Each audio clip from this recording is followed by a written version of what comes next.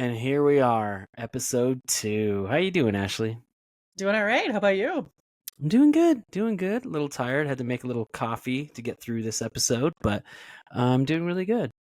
Nice. It's never a bad time for coffee. No, and listeners, welcome back. Uh, as you probably already know, we're going through all of the GC Records releases, and this is going to be the second thing that we ever released. Before we get to that, though, I do want to kind of do a correction from last episode. One of the things that I failed to do, I introduced him as Dave from Introspect. His name is actually David Small. Dave Small. And actually, the first 10 years of the label, he ended up producing quite a number of the records that came out on the record company. So shout out to Dave Small, super amazing musician, super amazing engineer. And so sorry I left your last name out of the last episode, which was all about your initial debut record. Was there anything that we missed from last episode that we should talk about before we get into today's episode? I mean, I know I definitely have a burning question from last time, and it involves the word record. Since CDs were definitely a medium at that time that were thriving pretty well, why did you choose to go vinyl for that first release? That's a good question. And 25 years ago, will I even remember that answer? But I know for a fact that Dave wanted it to be a 7-inch record. And so that's kind of the avenue that we went. But also at the time, 7-inch records were very popular in the punk scene because you didn't have to spend the $5,000-$6,000 to do an LP, which is the long play records. You could do these little singles that could go in jukeboxes, that and they were only a couple thousand to make. So it was kind of a fiscal thing. It was kind of a financial thing. That was kind of the amount of money that we had. But that's a perfect segue into today's episode, because once that record came out, we were like, all right, cool. Now we have the means to do vinyl. We know where to go to press these. Let's try CDs. Because again, at the time, and you're not wrong, CDs were not just around, they were blowing up. Yeah. I think the first CD I bought was in 93. Right. And so in 1992, 1993, some people had CD players, some didn't. Some people, when they were jogging, they still had the cassette Walkman kind of thing. Right. But by 1999, most people had a CD player, if not at home, at least in the car. They were, a little more inexpensive, and, something that CDs had over vinyl was the amount of music you could put on it, right? So that 7-inch record that we started with, 2 Introspect songs, right? Cost us a couple grand, we did that. So the next obvious thing, okay, let's do CDs. CDs are hot. We can put tons and tons of music.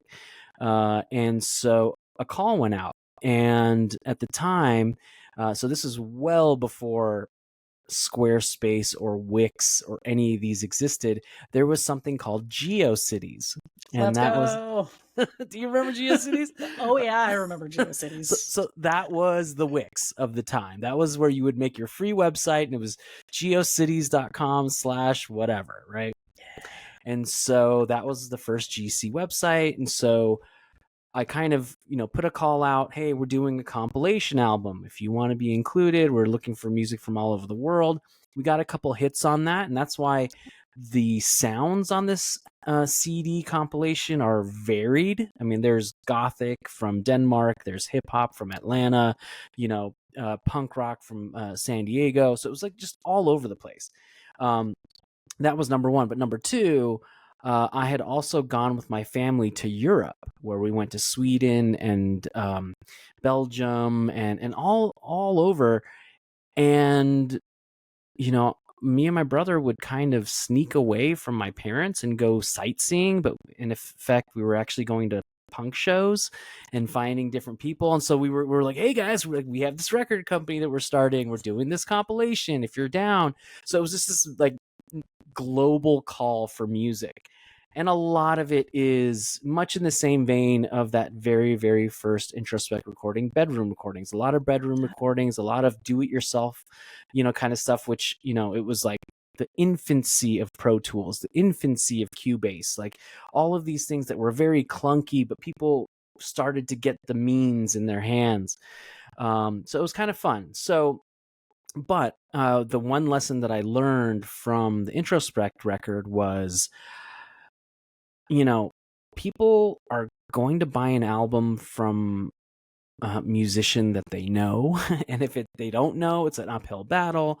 Mm-hmm. And so I was like, all right, well, what is something that we can do that would, pique people's interest? So there was a pretty popular band from the Bay Area in the 70s and 80s called Dead Kennedys, led by frontman Jello Biafra, and they were political and they, little controversial. All of their album covers were done by an artist in the Bay Area whose pseudonym is Winston Smith. Which, if you know Winston Smith, that's also the name of the main character in the novel 1984. So that he took that, and all of his art is like, they're all these brilliant collages that have commentary, and it just really fit political albums very well. But I was just a fan of his collage art, and so he was doing a book signing in LA. So I drove down there, stood in line, bought his book, he autographed it, and I was like, hey, listen, we're doing this record label thing. You've done music before. Like, how much is it? Like, how much do you cost? And he was like, well, if you want me to create something, then it's going to be fairly pricey. But if it's something that I've already created before and you don't want the original, it's slightly cheaper. So, hey. And I guess 25 years has passed, so I can kind of divulge this information. So to license the cover for these 1,000 copies, right? If I wanted to make more of these, which we never ended up doing because it wasn't like a classic hit or anything, but we'd have to renegotiate a new licensing term, right? Okay. So for the 1,000 CDs, it was $2,000. So we licensed a Winston Smith original, and the cool thing is if it's something that he's already made, he will only license it to you if it's never been the cover of another album. That makes sense. Which is really fun and really cool. So no other album has ever had the cover of We're Not Generation X. So we got the cover. Then we were like, all right, what are we going to call this thing?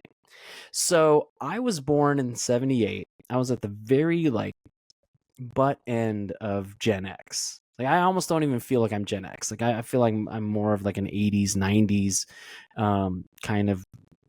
Yeah, I don't know. I don't know what I am. Am I Gen X? Am I millennial? I'm kind of in the middle, right? But I really, at the time in the 90s, like, I didn't feel a connection with Gen X. Like, these were the people going to Lollapalooza, dude. And I was like, yeah, that's not who I am. Like, I am not that, And so I was like, okay, well, despite the fact that we live on this planet and we're probably the same age, we're probably the same generation, you know what? Don't look at me and say, hey, Gen X. So it was We're Not Generation X. This is who we are. Here we go. Yeah, and so that's kind of the genesis of this. It was our next step. We were like, okay, we did vinyl, let's do CDs now. And we literally jam-packed the CD full of songs, full of music. For this podcast, I did choose 2 songs. Let's get into the first one. Okay. Now, this first one, for some reason, everyone who listens to this comp, this is their standout track. This is the song that everyone enjoys the most. Everyone, when they talk about it, they remember this track. And it's it was a feminist band from Seattle named Freeverse. And this song is called Red and Blue.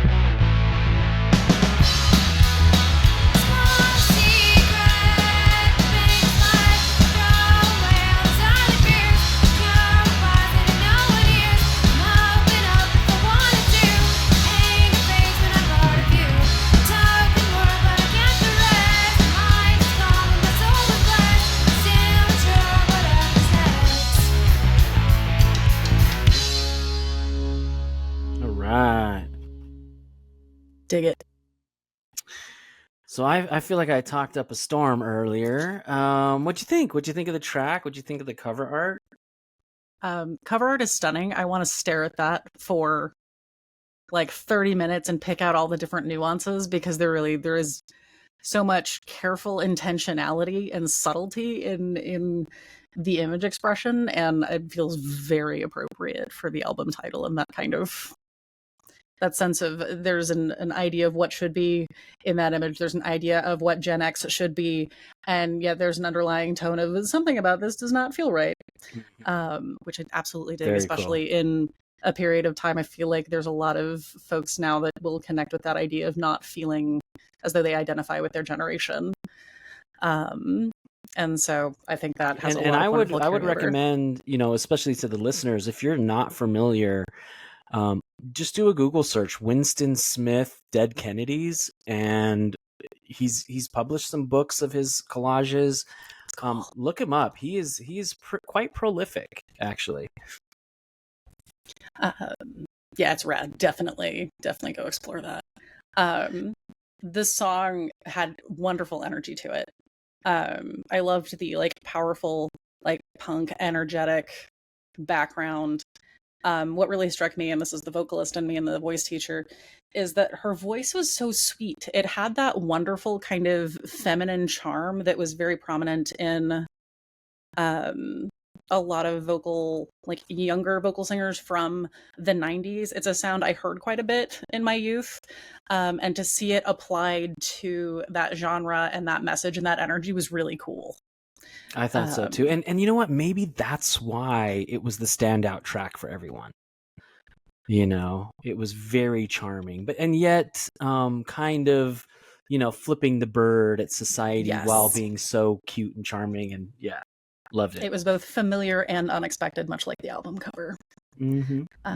Probably much like the whole compilation. And it is, I'm not going to say it's an embarrassing compilation album, but we didn't know what we were doing. And it was almost like there was no vetting. It was, if you sent us something, you're on here kind of situation. Okay, that's rad.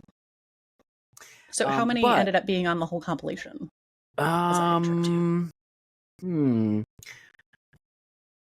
I think it was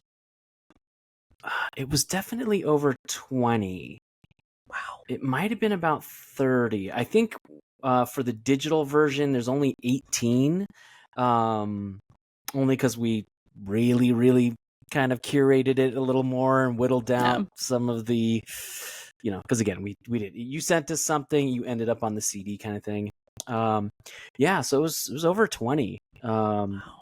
A lot of crazy stuff on there, but and I know I usually curate these, and that's kind of the idea, but I'm going to give you a choice, right? So this was such an eclectic compilation album.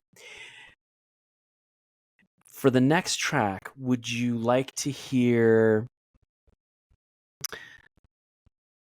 the hip hop track that we got, or the track that we got from a band from Southern California who in this song sounded very much like Green Day, but then shed that later on in their career and actually made a name for themselves with a different sound, different tone, same name.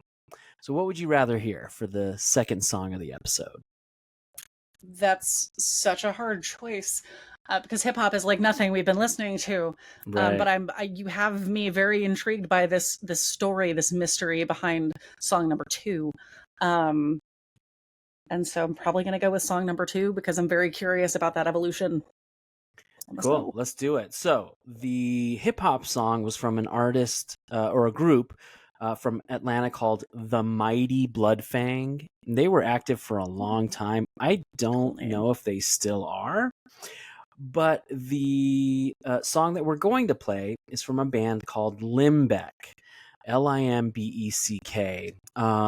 And a little bit after this compilation album, they shifted gears, they changed their sound, got signed to a label, had a pretty good, musical career doing some tours, and I think even a few years later after they broke up, they did a reunion kind of thing. But this song, especially for people who know the current incarnation of Limbeck or what they're used to, are going to probably giggle a little because of how much this sounds like Green Day, and the current incarnation of Limbeck does not.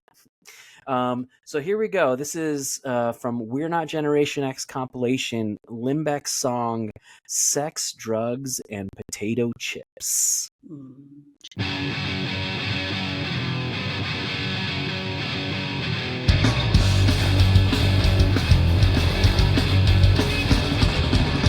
Why can't your heaven be potato chips?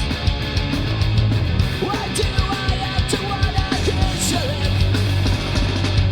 Why do you have to be so beautiful?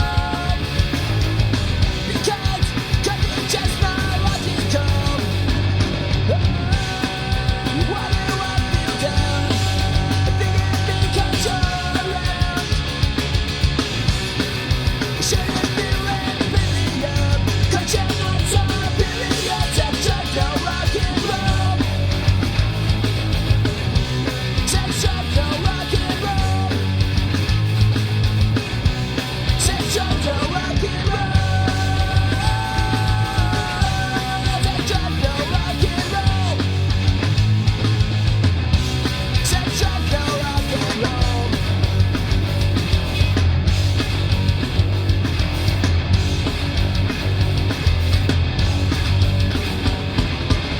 Why can't your beaten magazine? Why can't you be into a different scene? Why do you have to get that spell on me? Because you're just not nice to me. Why do I feel down? I think it's because you're around. Shouldn't feel inferior, 'cause you're not superior. Sex, drugs, no rock and roll. Sex, drugs, no rock and roll. Sex, drugs, no rock and roll. Sex, drugs, no rock and roll. Sex, drugs, no rock and roll.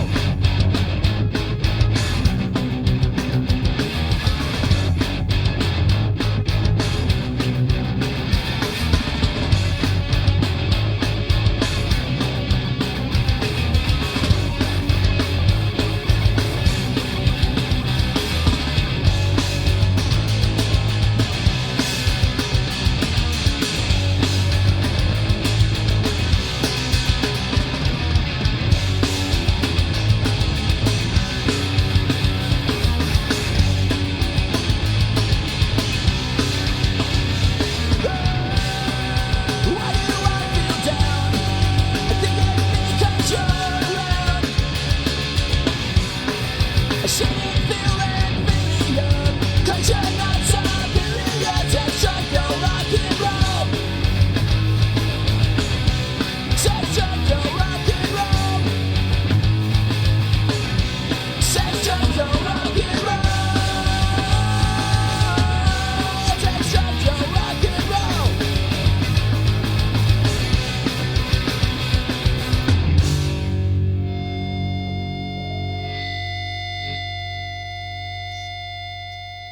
And there she be. Here she be. Sex, Drugs, and Potato Chips by Limbeck. What'd you think?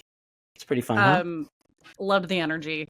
There's a lot of polish there, but Yeah. it's true, they sound a lot in that iteration. In that like song, Green Day. a lot like Green Day. Yeah. What did they evolve into? How did that grow? I think it's more like, so pop punk kind of evolved into several different subsects, and there's kind of like the more emo, I don't know, like I'm trying to think of, and if the Limbeck guys hear this, they're probably going to be so embarrassed and like, no, don't share that song.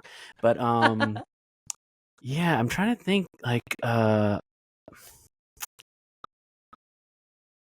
I don't know, not MXPX, but more like oh